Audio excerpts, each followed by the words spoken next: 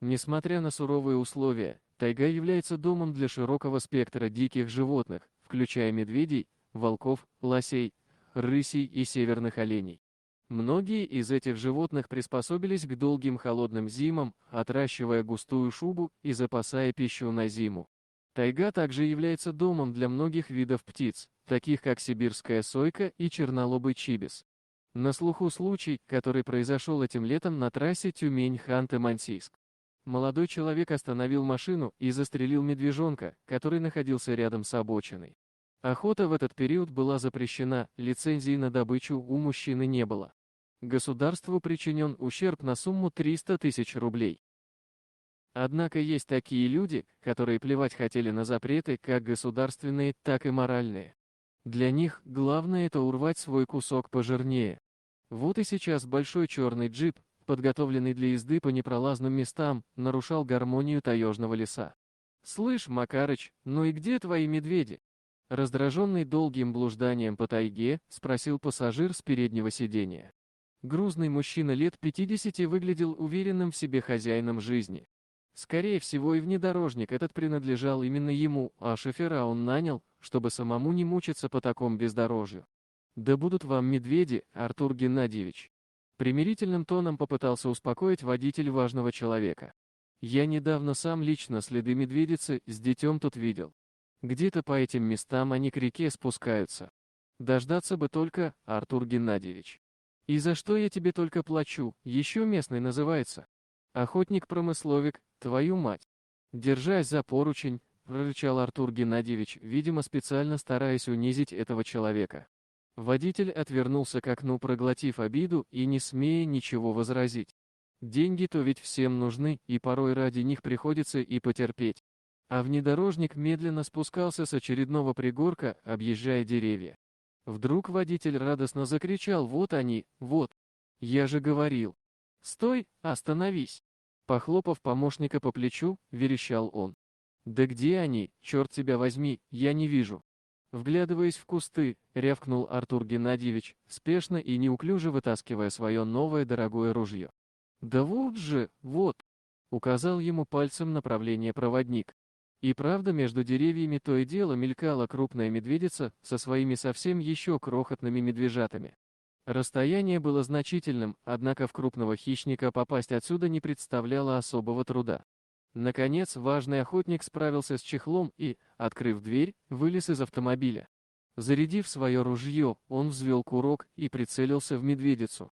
Его спутник, затаив дыхание, наблюдал за развязкой этой истории.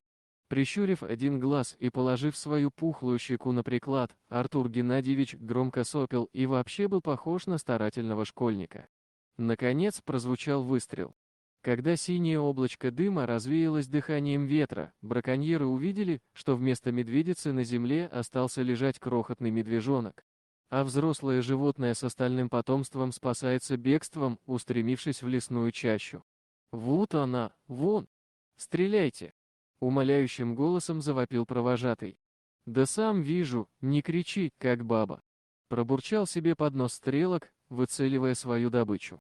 Однако и следующий выстрел не принес ему успеха, лишь слегка поцарапав животное. «Фу ты, черт!» Понимая, что охота провалена, выругался он. «Ружье-то я не пристрелял, оттого и мажу». Будто оправдываясь, объяснил он свою неудачу, садясь обратно в машину. «Артур Геннадьевич, а что с медвежонком-то делать? В него вы все же попали?» — спросил водитель, глядя на лежащее тело маленького животного. «Да зачем он мне, им даже не похвастаешься. Пускай валяется». Раздраженно распорядился он, пристегивая свое грузное тело ремнем безопасности. Вскоре на месте событий появился и егерь Захар Егорыч. Он сразу услышал выстрелы на своем участке, но расстояние и проходимость здесь такие, что просто физически порой невозможно появиться на нужном месте. От опытного глаза лесного человека ничего не скрылось. Сев возле медвежонка, мужчина молча покачал головой, не понимая, как могла подняться рука на совсем еще кроху. А медвежонок уже давно не дышал. Его стеклянные глаза смотрели куда-то вдаль, возможно, стараясь отыскать свою маму, которая в этот раз не смогла прийти к нему на помощь. Егерь без труда составил картину произошедшего, обнаружив следы от выстрелов на стволах деревьев и каплями.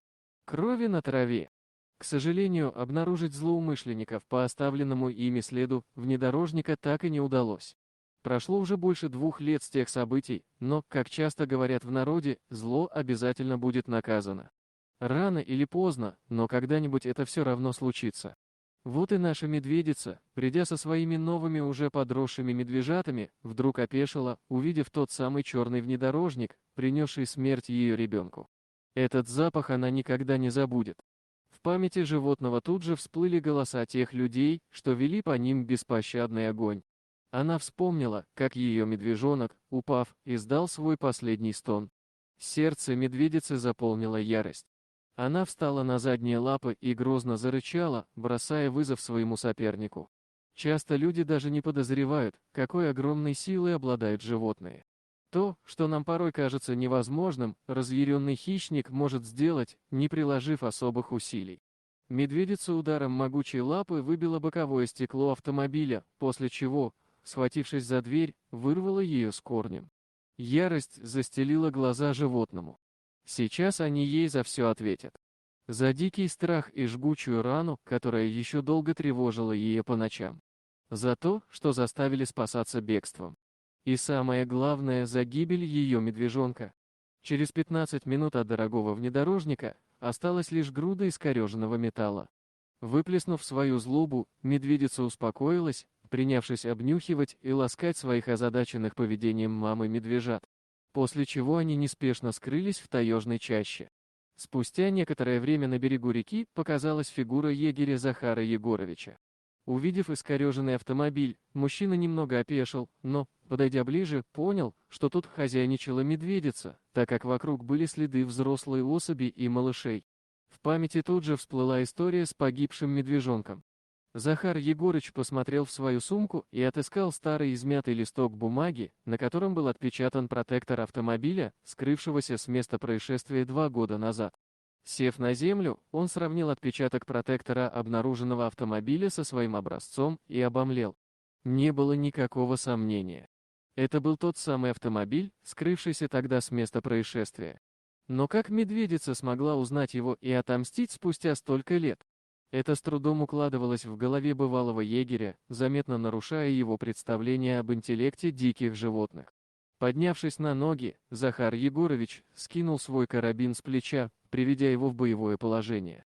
Все, что теперь ему оставалось, чтобы заставить злодеев ответить за свои деяния, это только дождаться, когда злоумышленники вернутся к своему автомобилю. Дорогие друзья, если вам понравилось видео, поставьте лайк, а также подписывайтесь на канал, где найдете еще много интересного.